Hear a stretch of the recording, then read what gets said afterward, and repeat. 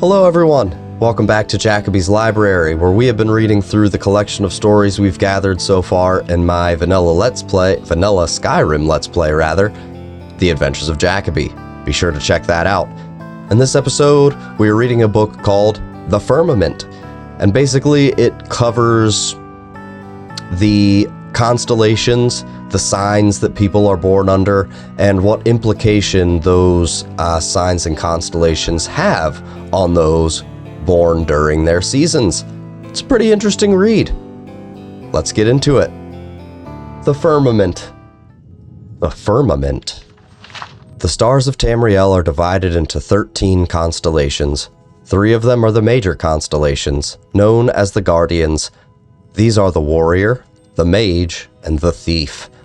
Each of the Guardians protects its 3 charges from the 13th constellation, the Serpent.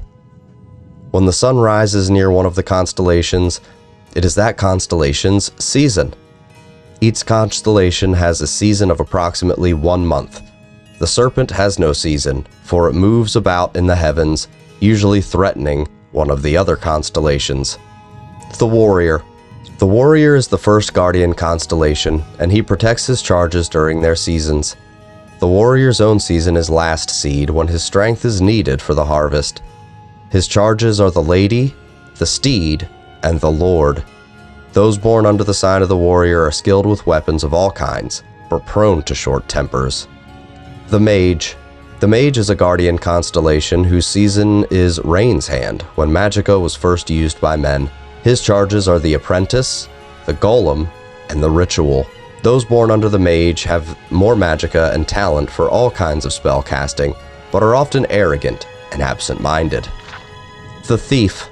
The Thief is the last Guardian constellation, and her season is the darkest month of Evening Star. Her charges are the Lover, the Shadow, and the Tower. Those born under the sign of the Thief are not typically thieves, though they take risks more often and only rarely come to harm. They will run out of luck eventually, however, and rarely live as long as those born under other signs. The Serpent. The Serpent wanders about in the sky and has no season, though its motions are predictable to a degree. No characteristics are common to all who are born under the sign of the Serpent. Those born under the sign are the most blessed and most cursed. The Lady. The Lady is one of the Warrior's charges, and her season is Heartfire. Those born under the sign of the Lady are kind and tolerant. The Steed. The Steed is one of the Warrior's charges, and her season is Mid-Year. Those born under the sign of the Steed are impatient and always hurrying from one place to another. The Lord. The Lord's season is First Seed, and he oversees all of Tamriel during the planting. Those born under the sign of the Lord are stronger and healthier than those born under other signs. The Apprentice. The Apprentice's season is Sun's Height. Those born under the sign of the Apprentice have a special affinity for magic of all kinds, but are more vulnerable to magic as well. The Atronach. The Atronach, often called the Golem, is one of the Mage's charges. Its season is Sun's Dusk. Those born under this sign are natural sorcerers with deep reserves of magicka, but they cannot generate magicka of their own. The Ritual. The Ritual is one of the Mage's charges, and its season is Morning Star. Those born under this sign have a variety of abilities depending on the aspects of the moons and the divines. The Lover. The Lover is one of the Thief's charges, and her season is Sun's Dawn.